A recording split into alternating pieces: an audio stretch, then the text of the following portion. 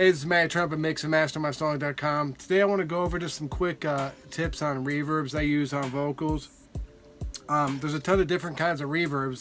There's plates, rooms, chambers, halls, and then you can do blends of those even.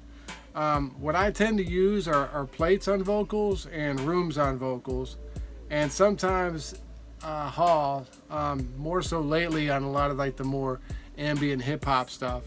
But I tend to go for plates and rooms first. So I'll just kind of show you some of the settings I use and how I use them on certain tracks. So let's check it out real quick. This is a little vocal file from one of my clients, Rose. He's a very talented dude. And so I'll just play it without any effects on it first. You came crashing into my heart like a tidal wave. So you can hear it just like that. It's very dry right now. So the first thing I usually put on is a plate. And I tend to use this 140 plate. I use the UAD version, but there's a bunch of different kinds that Audio Ease has as one. I think Waves just came out with one. So there's a ton of them, and there's usually 3 different kinds of plates. I tend to go with A or B for some reason. And on here, this shows you the milliseconds, and I'm using about a 3 millisecond on this song. And I'll just play it with it on there so you can hear it. You came crashing into my heart like a tidal wave. And it's cool. I love the way plates sound. They just kind of drift off. It's not like a big reverby sound. It just kind of floats down is the best way I can describe it. So I'll do that, and I'll put a little bit of pre-delay, not too much. This is probably about 20 milliseconds.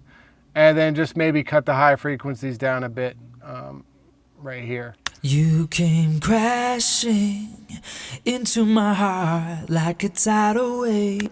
And if this was more like a rap song, I'd probably use the same thing, but I tend to use this this B plate here and on the lower milliseconds, usually about 1, and that's just to give the vocal a little liveliness. So that kind of covers the plates I use. Next we'll move on to rooms, and I use all kinds of different kinds of rooms. Right here I got the Clinton Studio. This is the Reverb, but you can use anything. And rooms are cool because they give you that kind of energy and make the vocal feel bigger, but it's not necessarily sound like a reverb. So let's turn on this here. You came crashing into my heart like a tidal wave.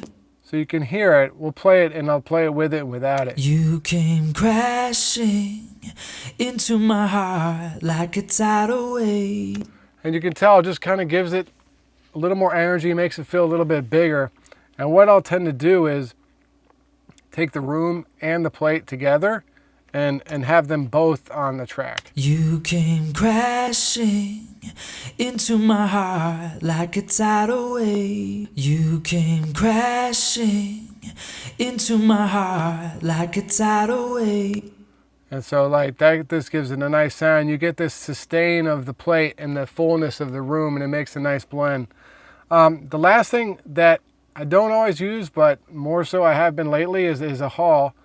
And that gives you a whole nother sound. Just makes it sound like it's in a big, like a big hall. You came crashing into my heart like a tidal wave. And so what I'll do is I'm using this new Reverb, which is pretty sick. I'm using the Lexi Vocal Hall, which is the 480 lexicon, if you don't know. And I just cut down the highs a bit because these older reverbs kind of tended to have a lot of high end that wasn't very attractive. You came crashing into my heart like a tidal wave.